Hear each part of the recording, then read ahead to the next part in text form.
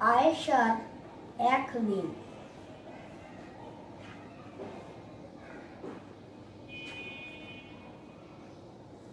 আয়েশা যায় পানি আনতে মাটির কলস কাখে, একটা গাছে খেলা করে তিনটি পাতি কাকে। আয়েশাকে যেই দেখলো তারা, খেলা হলো বন্ধ, ফুল ফুটেছে মাঠের ধারে, মন মাতালো গন্ধ।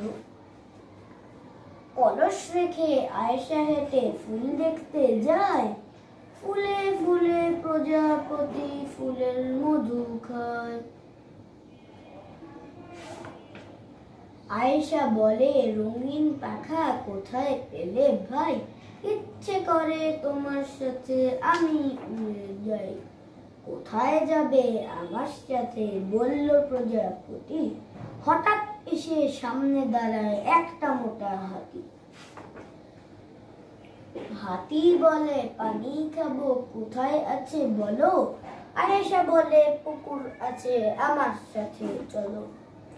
আয়েশা এবং মোটা হাতি পুকুর পাড়ে যায়, লম্বা সুরে বিশাল হাতি অনেক পানি খায়। খুশি হাতি বিদায় নিল, আবার দেখা হবে। আয়েশা বলে, পানি খেতে আসবে আবার কবে।